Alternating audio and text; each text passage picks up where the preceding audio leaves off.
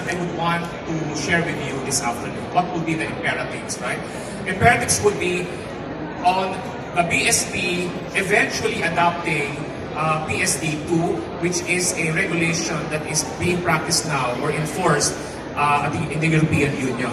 So this is practically championing open banking, where the data subject or the customer now would be consenting as to how he would want his or her data be shared with any player in the industry, right? So this is what also happened with what we call the GDPR, wherein our data privacy law was actually patterned after the very stringent regulation on data privacy in the EU region.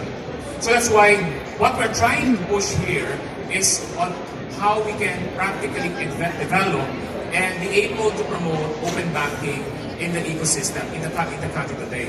Because again, no other entity in the Philippines should be owning those data, because again, the ultimate owner of the data is the data subject.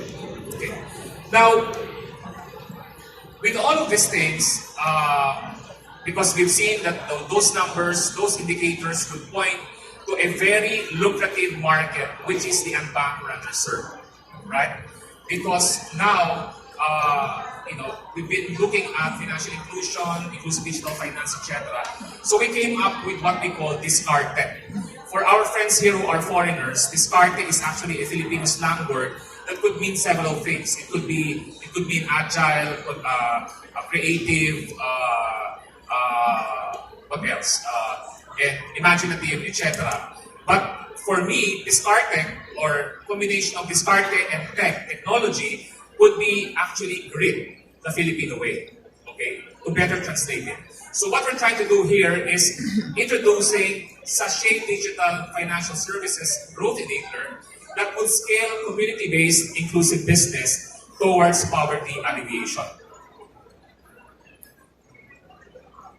Okay, so this is the merchant value chain, okay? Mind you that 99.5% of all the businesses are MSMEs. Of that number, 90% would be sari-sari stores or the micro entrepreneurs.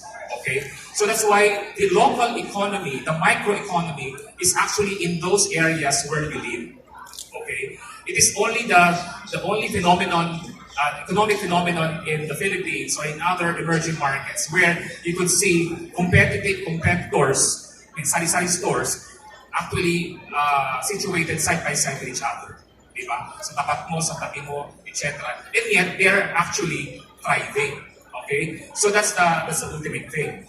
Next one is that, how do we now look at the sari-sari store economics?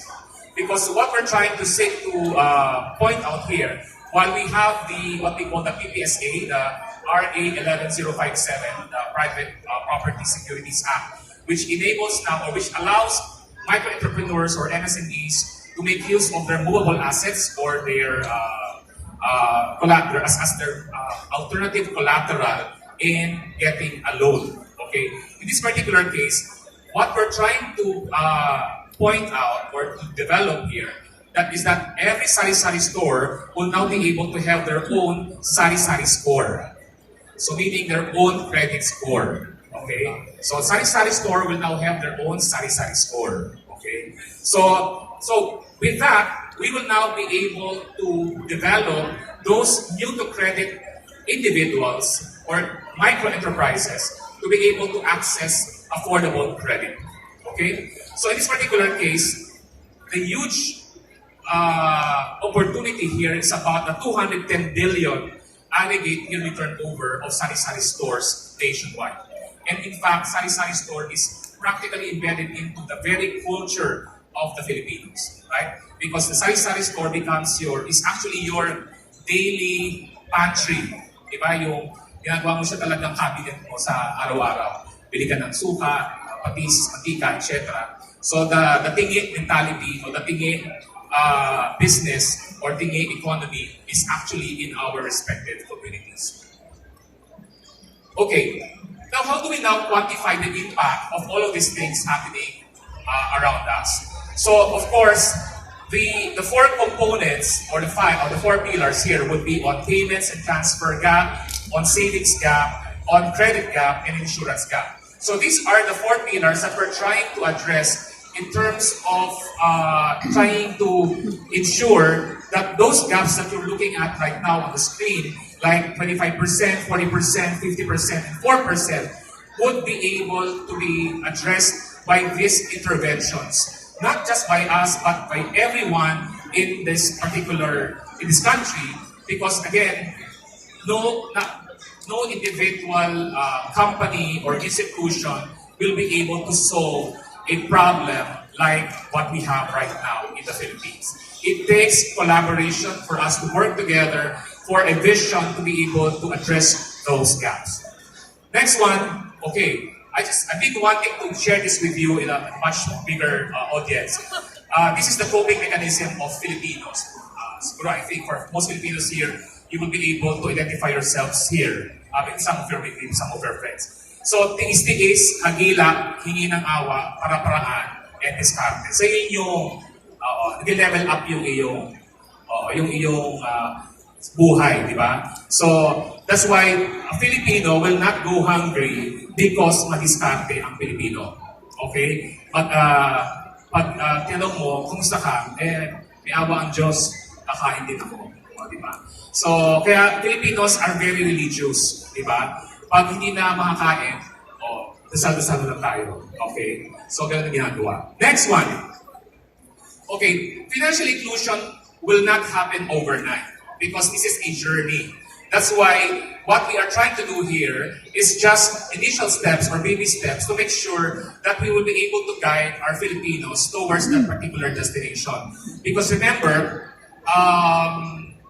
it takes so much education, awareness, and training of all of these Filipinos to be able to appreciate and understand what we're trying to tell them or what this government is trying to push for them to adopt. Because remember, no matter how sexy your mobile app is, no matter how robust your system or platform is, the critical and crucial test of success is consumer adoption, right? As to the number of people who are using your facility, right? So in this particular case, from being unbanked to semi-banked to fully banked. So from madiskarte to makaraos to makaluwag-luwag to guminhawa. Okay? So dapat, dun sa estado ka na maginhawang buhay. Okay? So nakakangiti ka na. Diba? Kasi Pilipino, kahit mahirap, umingiti pa rin. Diba? Ito yung ngiti mo hanggang kaya ka na. Kasi guminhawa ka. Okay? So this is what we are trying to do here in terms of what will now be the social impact and practically its impact also to the families, those living at the grassroots level. Okay, so one of those things that we have also did was the MPOS, mobile POS. Because we have seen that, for example, we have this pilot that we will be doing with the SWD, that while LANTAC has actually issued all the cash cards to 4.4 million household beneficiaries, the issue is that how can they be able to make use of the ATM cards and withdraw the cash from their remotest areas. That's why this ATM is what we call the automated tao machine. So, automatic tao machine. So, nakaskas mo yung card mo, ito yung cash bibigay ng tao sa'yo. So, but practically, the one that is being solved here is more on the reporting of the cash conduits that's actually scattered around the country, especially in the remotest areas. Because it takes them about 3 months to do the liquidation of those cash advances or cash disbursements being done by conduits in far-flung areas. But in this case, settlement is done the next banking day. Because you're talking of 100 million, 330 million in one payout schedule by a bunch of CCP beneficiaries. Okay. Now again, as I've said, no matter how sexy your mobile app is or how robust your platform is, if you don't have scale, if you don't have adoption, then it's doomed to fail. But even before going live, you have to make sure that the regulators would be able to say yes to that proposition or to that product. So that's why even before developing your products or your initiatives, you have to have the buy-in of the regulators. Because it would be a waste of time for you to develop something that eventually, after finishing it, after going to prod and UAT and submit it for approval by the regulators, and it did not pass the scrutiny of them, of these guys, then it's a waste of time, resources, and whatever. So practically, you have to make sure that you don't work hard in your organization, but you have to work smart. Okay. Now, customer education, as I've said, is also critical to the success of any initiative. That's why collaboration is key. That's why we have actually engaged all the partners. In this particular case, we have this partnership with the the Liga ng Barangay, which is present in all 42,000 barangays nationwide. So they came up with a national resolution adopting this CARTEC as a national financial inclusion accelerator program and capacity building measure to ensure that all the Filipinos at the grassroots level will be able to understand what financial inclusion is all about and what technological intervention we would want to push to their localities.